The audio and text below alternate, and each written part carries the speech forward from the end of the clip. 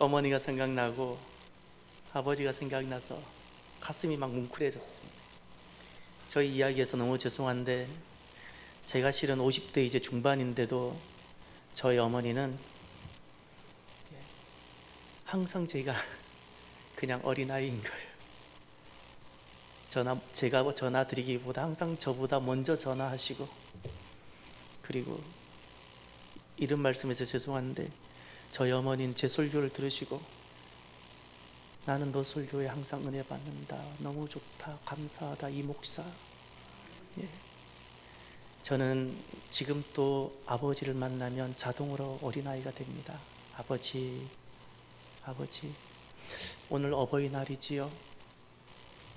여러분, 세상에서 모든 사랑을, 모든 소망을, 모든 생명을, 모든 자유를 다 담은 단어를 말해본다면 어떤 단어로 말하고 싶으세요?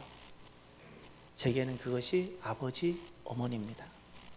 제게 있어서 세상에서 하나님을 대신 표현할 수 있는 단어를 말해주세요. 또는 하나님을 대행할 수 있는 그림자가 무엇입니까? 아버지, 어머니입니다.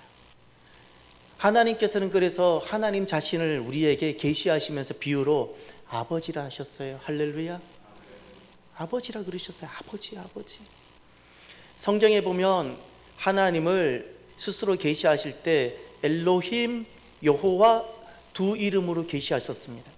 엘로힘이라는 것은 전능하신 하나님이라는 뜻이에요.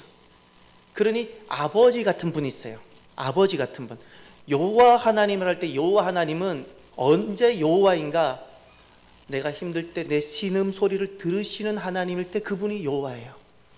내가 부르짖고 찾기 전에 먼저 보시고 아시는 하나님일 때가 여호와예요. 그리고 보시고 아시는 분이 아니라 내려오셔서 나를 도우시고 건지시고 인도하시는 그 하나님을 그때 여호와라 불러요. 여호와 하나님은 마치 꼭 어머니 같으세요. 사랑하는 성도 여러분, 아버지는 어떤 존재일까요? 복을 주는 자입니다. 오늘날 사람들은 결혼하고 가정을 이루고 자녀를 낳았다고 아버지라고 생각을 합니다. 과연 그럴까요? 사회학적으로는 아버지가 맞습니다. 결혼을 했어요. 자녀가 태어났어요. 아버지죠. 그러나 성경적으로 보면 아버지는 그 집안의 단 한 사람입니다. 아버지가 둘일 수가 없어요. 아버지가 둘일 수가 없어요. 내가 아무리 결혼하고 자녀를 낳아도 우리 집안의 아버지는 한 분인 거예요. 한 분. 마치 하나님은 분명히 아닌데 꼭 하나님 같은 자리에서 자녀들에게 복을 주고 축복해 주고, 실은 하나님은 그 한 분을 통해서 그 모든 집안과 자녀에게 복이 오도록 하세요. 복이 가도록 하세요. 할렐루야. 여러분, 저와 우리들에게는 내 집안에 아버지가 존재합니까?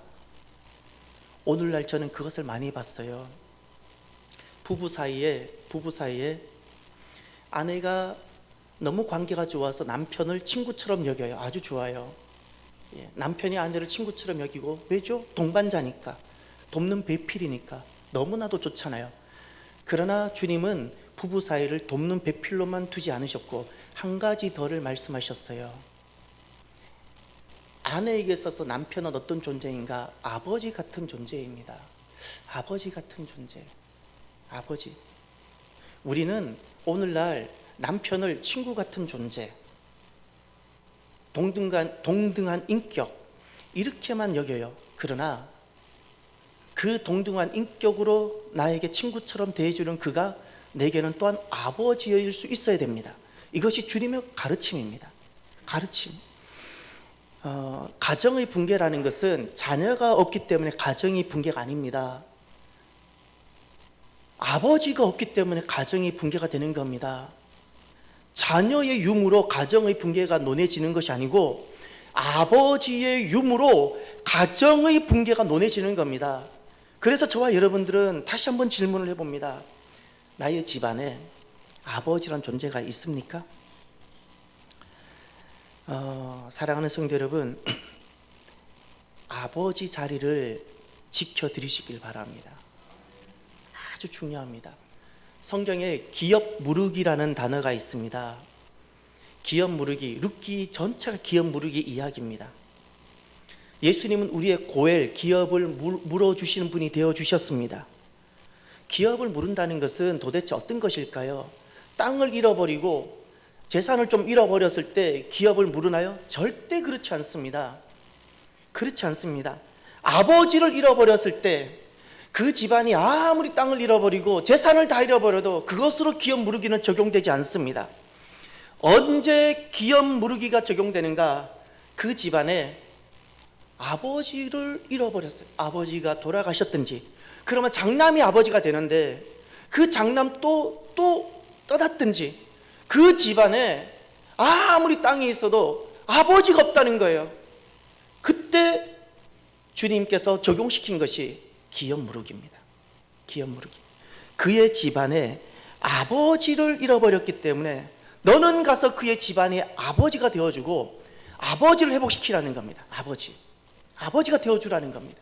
그래서 실은 모든 인생은 누구든지 남녀노소를 불문하고 모든 인생은 아버지가 있어야 합니다. 아버지가 있어야 됩니다. 세월이 흐르면서 아버지란 자리가 보존받지 못할 때가 올 것을 주님은 아시고, 그래서 하나님은 자녀들에게 이렇게 명령하셨습니다. 내 부모를 공경하라. 내 부모를 공경하라. 그러면 우리가 그 말씀을 우리가 자녀의 입장에서 딱 받고 우리가 제 자신과 우리 자신에게 질문을 해봐요. 무엇이 부모 공경일까요? 아버지 어머니 앞에 가서 예예하면 부모 공경이 될까요? 용돈을 좀 드리면 부모 공경이 될까요? 이렇게 특별한 좋은 날에 모시고 가서 맛있는 거 대접하면 그것이 부모 공경일까요? 이건 우리 자녀 관점입니다. 부모 공경을 좀 더 알려면 관점을 바꾸어서 부모의 관점에서 딱 써보세요. 부모는 어떤 것을 공경으로 받으실까요? 용돈을 자녀한테 받을 때 공경이구나라고 받을까요?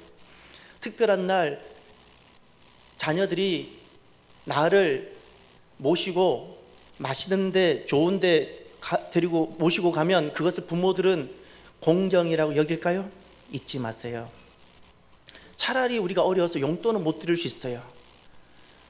여러 가지 사정으로 남들만큼 맛있는 것을 못 대접할 수도 있어요. 그런데 언제 부모 공경인가? 어떤 일이 있어도 아버지의 자리를 지켜드리십시오. 이것이 부모 공경입니다. 우리가 살아가다가 보면 부모님의 연약한 점을 보게 되잖아요. 부모님의 약한 점을 보게 되잖아요. 제게도 그랬고, 그럼에도 불구하고 자녀는 어떤 경우에도 부모님이 부모님 될 수 있고 아버지가 아버지 될 수 있고 어머니가 어머니 될 수 있도록 자녀를 지켜드리는 존재, 이것이 자녀고, 그때 그것이 공경입니다. 그것이 마음이 아플 때가, 저는 그게 너무 눈에 많이 보여요. 부모님들 중에, 아버지들 중에 자녀 눈치 보고 사시는 분들이 계세요. 저는 이렇게 보여요. 그런데 자녀들은 너무 눈치가 없어서 자녀들은 그걸 몰라요. 자녀들은 내 소견대로 잘하고 있다고 여겨요. 정작 아버지, 어머니는 자녀 눈치 보면서 하고 싶은 말 다 못하고 살아가는데, 하고 싶은 말 다 못하고, 자녀들은 도리어 당당하게 자기 요구와 권리를 다 주장하고 살아가고, 공경이 없어요. 죄송하지만 자녀가 아버지를 아버지 자리로 지켜드릴 때, 아버지 자리를 지켜드릴 때 그것이 공경입니다. 부모 공경은 다른 것이 부모 공경 아니에요. 어떤 일이 있어도 아버지란 자리를 저와 여러분 지켜드리시기를 바랍니다. 이것이 우리 안에 새로운 생명이 있는 부활인입니다. 오늘 예수님께서 엠마오로 가던 제자들이 돌아와 왔고, 그 예루살렘에서 함께 모였을 때 예수님이 오셨습니다. 여러분, 예수님은 언제 오실까요? 오늘 여러분, 우리 부모님과 이 성전에 나온 귀한 여러분들에게 예수님이 오시고 찾아와 주시고 예수님 우리를 만나 주시기를 바랍니다. 그러면 예수님이 반드시 오시는 때가 있습니다. 내 가정에, 내 자녀들에게, 나의 부모님에게, 우리 공동체, 주님께서 반드시 오실 때가 있는데 그때가 언제일까? 36절을 보십시오.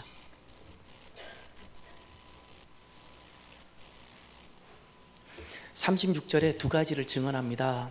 하나는 이 말을 할 때라고 시점을 말하죠. 어떤 상황입니다. 이 말을 할 때, 그때 예수님께서 친히 그들 가운데 서서 이르시되, 주님이 오셨어요. 부활하신 주님이 오셨어요. 언제 오셨냐고요? 이 말을 할 때입니다.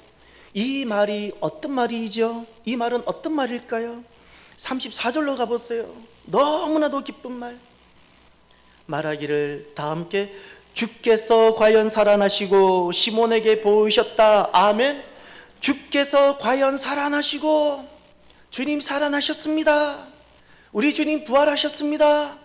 내 죄를 다 처리하시고 내 죄값을 지고 내가 영원히 지옥에 가야 되는데, 그 지옥에서 내가 영원히 내 값을 첩을 받아야 되는데, 주님께서 그 죄값을 대신 담당해 주셨습니다. 그리고 살아나셨습니다. 할렐루야.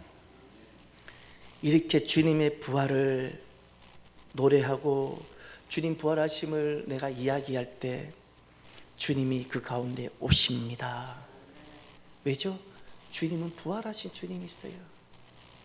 십자가에 달리신 그 주님께서 십자가에 달린 것으로 끝나지 않고 부활하셨어요.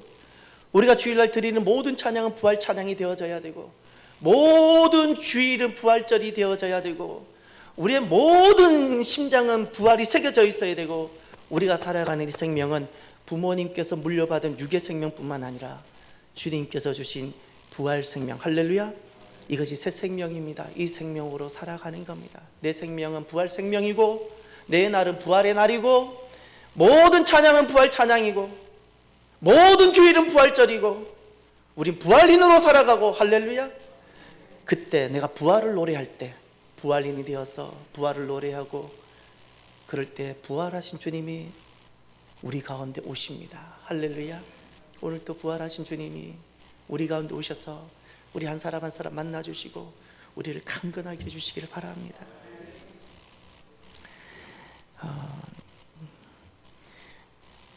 우리가 두려움과 의심,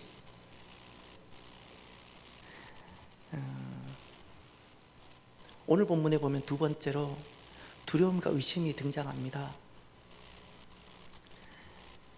누구든지 예수님을 구주로 믿으면 예수님께서 내 죄를 대신 담당하시고 죄값을 대신 지불하시고 우리에게 새 생명을 주시는데, 왜 우리에게 의심과 두려움이 생길까요? 38절 한번 보세요. 예수께서 이르시되 어찌하여 두려워하며 어찌하여 마음에 의심이 일어나느냐. 두려움이란 단어가 보입니까?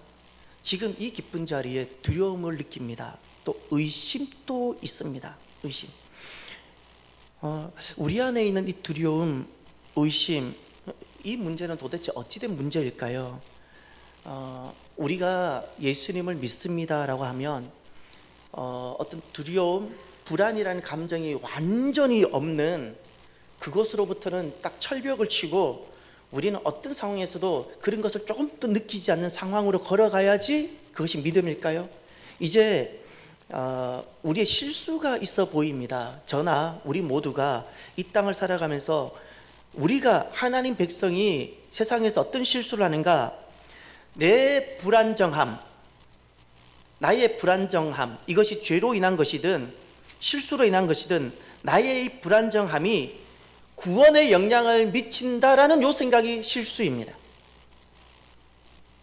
내가 살아온 것이 보니까 내가 봐도 별로 마음에 안 들고, 이렇게 주일날 성전에 나왔는데 나는 옆에 있는 어떤 형제나 성도만큼 내가 못 되는 것 같고, 이번 주에도 주중에도 지난 주중에도 나는 내가 그냥 이야기하고 싶지 않은 불편한 어떤 것이 있었고, 이런 것 때문에 그런 일들이 내 구원에 영향을 미칠 거라고 생각하는 것이 우리의 실수입니다.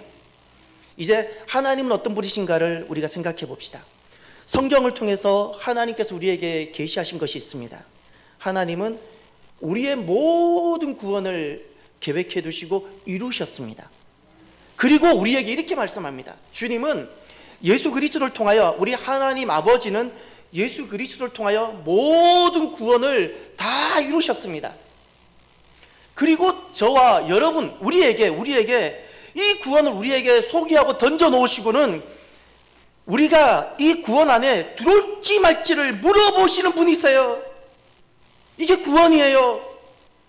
내가 지금까지 정말 형편없이 살아와서 내가 내 자신을 봐도 부끄럽고 말하기가 어려울지라도, 남들이 나를 알면 손가락질하고 돌을 던질 수밖에 없는 인생일지라도 주님은 나에게 말씀하세요. 하나님 아버지는 내가 너를 위해서 모든 구원을 예수 그리스도를 통해서 다 이루었고, 이제 너는 내가 너를 위해서 다 이룬 이 구원에 너는 들어올 거니 말 거니라고 묻고 계세요. 할렐루야.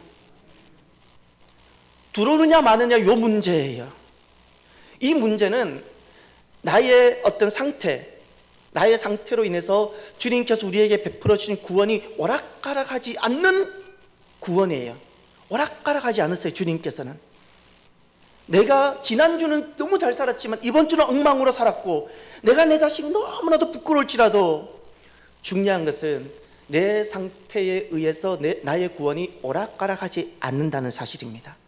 그래서 주님께서 우리에게 약속하신 이 구원은 주님께는 너무나도 불리한 약속이고 우리에게 너무나도 유리한 약속입니다. 이것이 성경에 나와 있는데 창세기 15장에 가면 횃불 언약이 등장합니다. 하나님께서 아브라함을 불러서 내가 너를 구원하고 너를 통해서 민족도 이루고 이집트로 장차 너의 자녀들이 내려가겠지만 내가 구원해 낼 것이고 너의 모든 자녀들을 내가 하늘의 별과 같이 땅의 모래와 같이 내가 복을 주겠다고, 그러면서 횃불이 지나감으로 인해서 횃불 언약이라고 이야기합니다. 그때 잘 보세요. 언약을 맺습니다. 이걸 히브리어로 브리트라 부릅니다. 이거는 한 짐승을 마치 이렇게 딱 반으로 똑 짜겨가지고 피가 철철 흐르는 이 사이를 언약을 맺는 당사자가 서로 약속 맺는 내용을 선포하고 지나가는 겁니다. 피가 뚝뚝 흘러지는 이 사이를.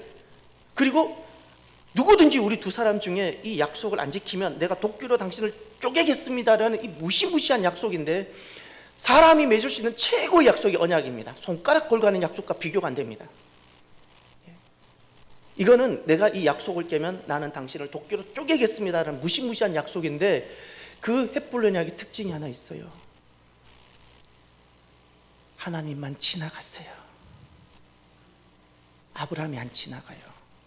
하나님은 아브라함에게 너도 지나와라. 너 약속 안 지키면 구원도 끝이고 내가 너를 쪼개겠다. 아브라함을 그래서 요구하지 않아. 하나님은 아브라함에게 요구하지 않았어요. 하나님만 스스로 지나가시고 아브라함에게 요청하지도 않아요. 너 들어와라. 너 지나가야지. 언약, 브리트 정도도 아니고 맹세조차도 요구하지 않았어요. 아브라함에게. 하나님은 아브라함에게, 그래, 내가 너에게 이 완전한 구원을 줄 테니까 너는 앞으로 안식일도 잘 지키고 다시는 아내를 누이라고 말하지도 않고, 이런 약속조차도 맹세조차도 요구하지 않으세요. 요구하지 않으셨어요. 왜 요구하지 않으실까요? 사람은 언약은커녕 맹세조차도 못 지키는 존재라는 그 사실을 주님은 아세요. 만약에 우리가 그 맹세를 주님께서 요구하셨다면 아무도 구원에 이를 사람이 없어요. 주님은 일방적으로 이 약속을 언약을 맺으시고 주님 스스로 이것을 지켜가시는 거예요. 누구든지 그 안에 들어오는 사람에 대해서는, 그가 어떤 인생이었든지. 자랑스럽고 못하고의 문제가 아니에요. 내가 얼마나 죄가 많고의 문제가 아니에요. 내 상태와 상황과는 전혀 관계없이 하나님의 주권과 하나님의 사랑과 하나님의 공의로 우리의 구원이 확증되고 확실히 이루어지고 성취되고, 할렐루야. 그래서 복음이라 부릅니다. 그래서 복음인 겁니다. 우리가 내가 죄가 많고 죄를 짓게 되거나 실수하면 우리가 우리의 구원에 대한 의심이 들 수 있는 것은 그럴 수 있습니다. 마귀는 분명히 우리에게 와서 정죄할 겁니다. 마귀는 고발하는 자입니다. 너 자격 없어. 너 목사로 자격 없어. 너 재직인데 내가 너 다 알아. 자격 없어. 마귀는 반드시 우리를 고발합니다. 너 엄마로서 어떻게 그렇게 살 수 있어? 너 자격 없어? 그런데 우리는 그때 마귀의 그 고발 때문에 우리는 우리 자신이 의심스러울 수 있을 겁니다. 이것이 우리 생각이에요. 이런 생각은 들 수 있어요. 우리는 내 죄가 너무 크게 보이고 나를 위해서 주님께서 치르신 주의 피값이 너무 작아 보이고 가볍게 여겨 보이고, 이게 우리 생각이라는 거예요. 우리 생각.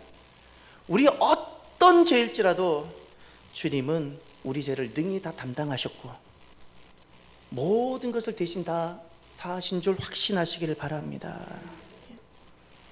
그래서 여기에서 우리가 갖는 것이 구원의 확신이라는 겁니다. 구원의 확신은 나에게 기초하지 않습니다.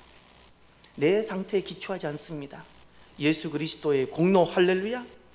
우리가 살아가다가 보면 불안이 찾아올 겁니다. 왜냐하면 우리 모두가 온전하지 않기 때문에. 그럼 마땅할 수 있습니다. 아유, 나 같은 것이 어떻게 재직이 집사가 돼? 그럴 수 있지만 그때마다 저와 여러분 예수 그리스도 공로를 탁 붙들고 할렐루야 일어서는 저와 여러분이 되시기를 바랍니다. 그때 우리가 부를 수 있는 것이 부활의 노래예요. 부활의 노래는 자기 의로는 절대 부를 수 없습니다. 자기 의로는 자기를 노래하겠지. 우리가 왜 부활을 노래합니까? 주님 때문에 내가 살았잖아요. 나 같은 것이, 나는 소망이 없는 자인데 이런 나를, 그 구원의 안에 들어왔더니 주님은 다 용서해 주시고 사망을 면제해 주시고 지옥을 처리해 주시고 할렐루야. 나에게 부모님이 주신 생명도 고마운데 부모님의 생명과는 비교할 수 없는 사망을 이기는, 어떤 것도 극복해버리는 이긴 자가 되게 하는 부활 생명을 주셨어요. 그래서 부활을 노래하시는 거예요. 부활을. 참 기쁜 사실이 하나 있는데, 여러분, 우리에겐 실은 두려움과 의심을 경험할 수 있습니다. 그런데 이 부활은 새 생명인데 우리로 하여금 이긴 자로 살아가게 합니다. 할렐루야. 이긴 자입니다. 때로는 사업이 어려울 수도 있고, 때로는 건강이 나빠질 수도 있고, 때로는 자녀들이 내 뜻대로 안 되고, 자녀들은 우리 부모의 기쁨이고 자랑인데 자녀들이 내 생각만큼 안 되어질 수도 있고, 여러 가지 인생이 나를 낙심하게 할 만할지라도 주님께서 우리에게 주신 이 새로운 생명이라는 것은 단순히 종교적인 것이 아니고, 모든 상황, 암이 찾아왔든지 어려운 기근이 찾아왔든지 어떤 상황에서도 나를 하여금 이긴 자로 살아가게 합니다. 할렐루야.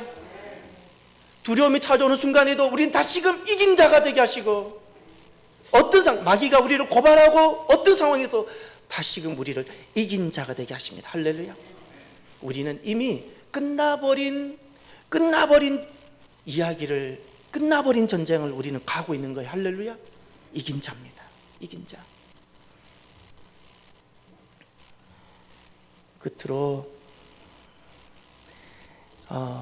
이 이긴 자가 살아가는 이 부활을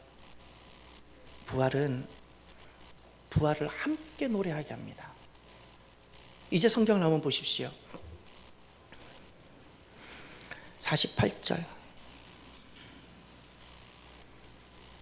먼저 45절 잠깐 보세요.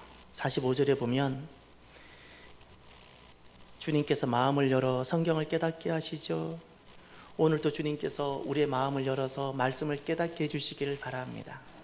말씀을 깨닫는 것은 다른 것이 아닙니다. 새로운 것을 알아가는 것이 아닙니다. 인생의 비밀, 인생 철학을 알아가는 시간이 아닙니다. 모든 성경 창세기부터 계시록까지 66권은 딱 한 가지를 기록했습니다. 예수님이 그리스도이시고 그분은 나를 위해 죽으셨고 부활하셨다고, 내 죄가 주님 안에서 처리가 되었고 사망이 면제되었다는 요 하나 복음을 이야기하고 있어요. 할렐루야. 이것을 깨닫게 해주신다는 거예요. 이 깨닫게 되어지면 어떤 일이 일어나는가. 47절을 보세요.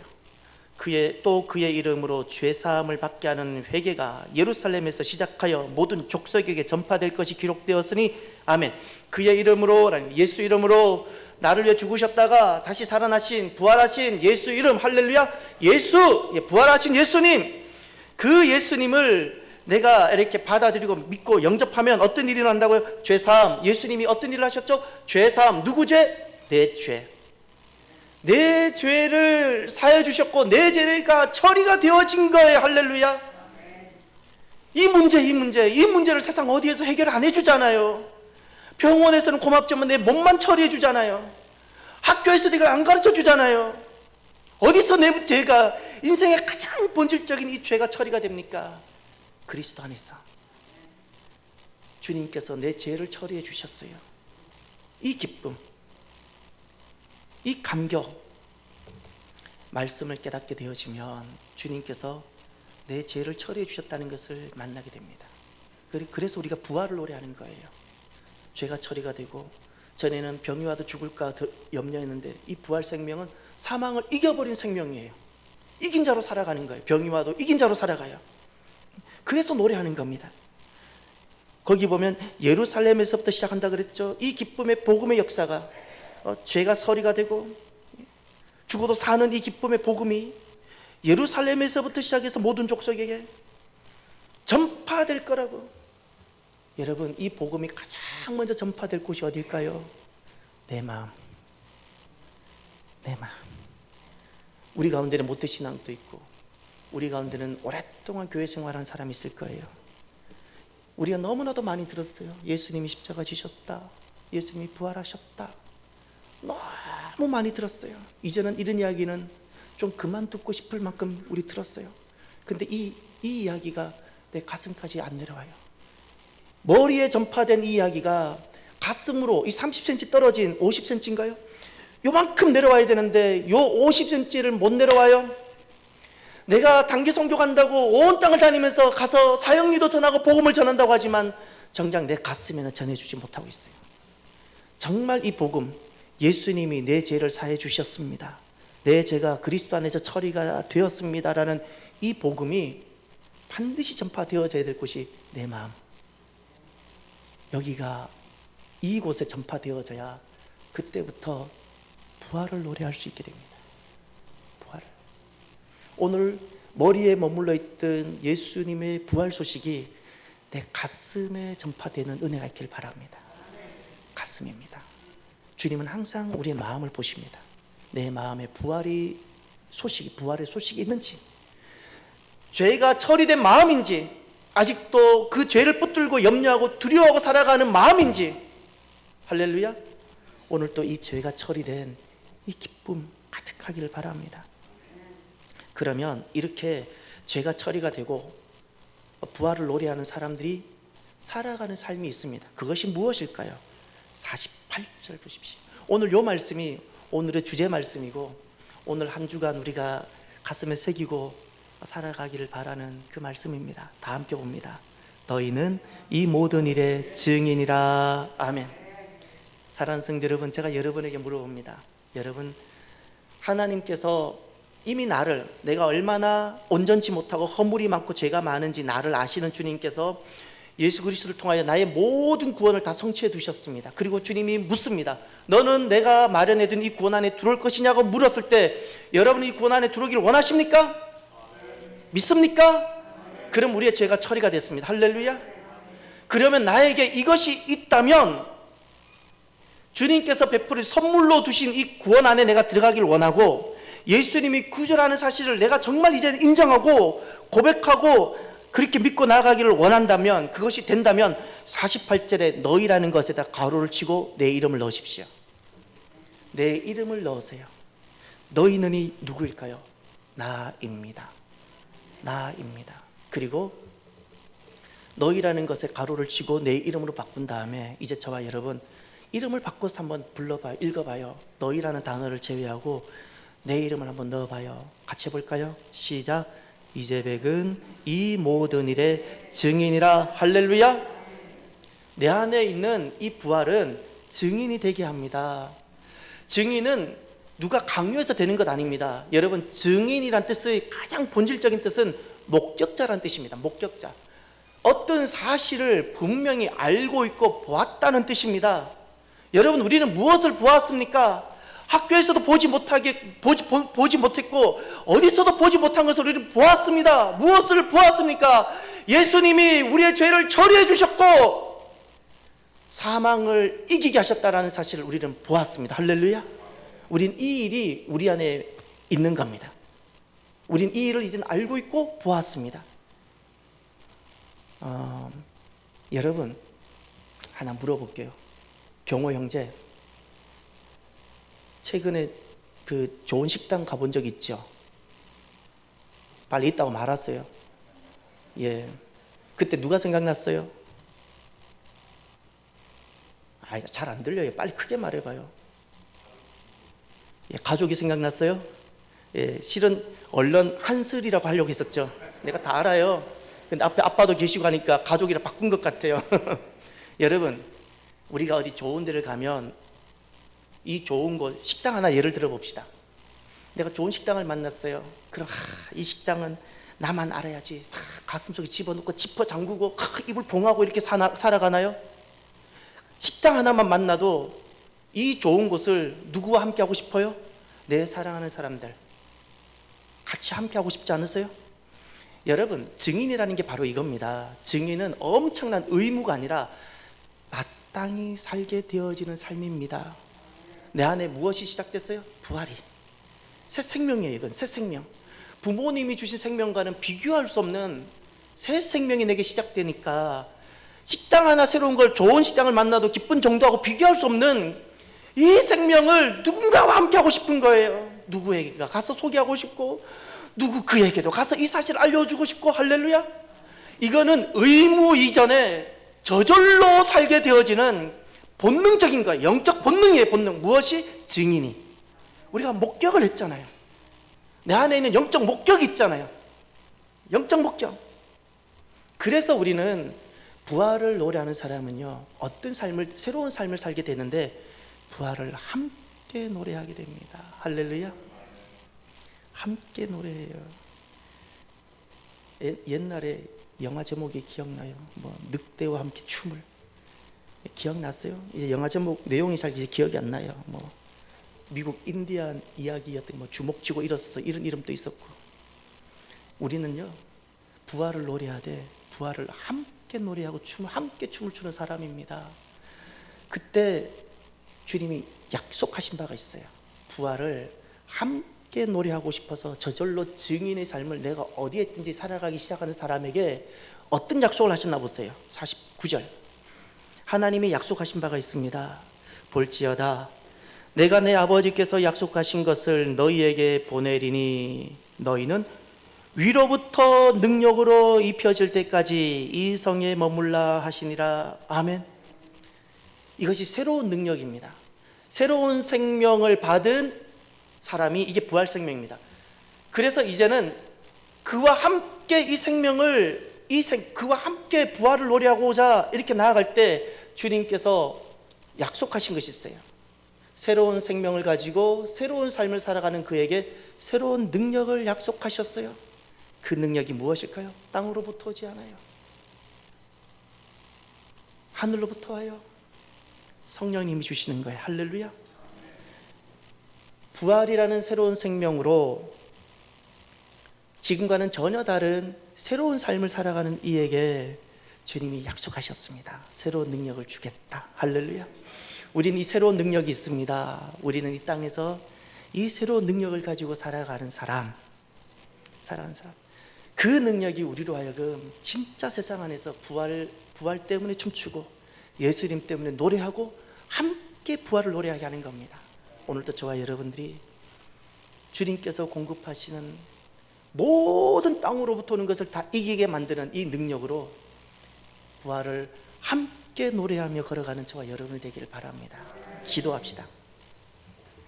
오늘 우리에게 주시는 말씀을 가슴에 새기고 부활을 나만 노래하는 것이 아니라 우리는 목격자잖아요. 증인이 되어서 이 부활을 함께 노래하는 자가 되기를 기도하고 우리 결단하며 주님 앞에 또 부탁하는 그런 시간을 갖길 바랍니다. 기도합시다. 할렐루야. 하나님 아버지 감사합니다. 하나님 아버지입니다. 하나님 아버지십니다. 감사합니다. 감사합니다. 우리에게 새로운 생명, 부활 생명을 주셔서 감사합니다. 그리고 이제는 우리에게 새로운 삶, 하나님 목적자가 되었기에 이 부활을 함께 이 부활을 하나님 아버지 노래하고 하나님 아버지 부활을 함께 살게끔 하는 하나님 우리들이 되게 해주셔서 감사합니다. 오늘 이 하나님 아버지 이 아침에 주님 앞에 나와 부활을 함께 노래하고자 결단하는 모든 이들에게 하나님 새로운 능력, 새로운 삶을 살아가는, 새로운 생명을 가지고 새로운 삶을 살아가는 이들에게 새로운 능력을 더하여 주셔서 땅으로부터는 모든 것을 이기고 하나님 아버지 새로운 능력으로 하나님 힘있게 살아가는 은혜를 허락하여 주옵소서. 주님 감사합니다. 주님 감사합니다.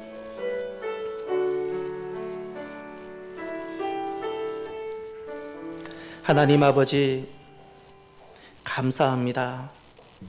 부활은 새로운 생명입니다. 사망을 이긴, 어떤 상황에서도 이긴 자로 살아가게 하는 새로운 생명입니다. 이 새로운 생명은 우리로 하여금 새로운 삶을 살게 합니다.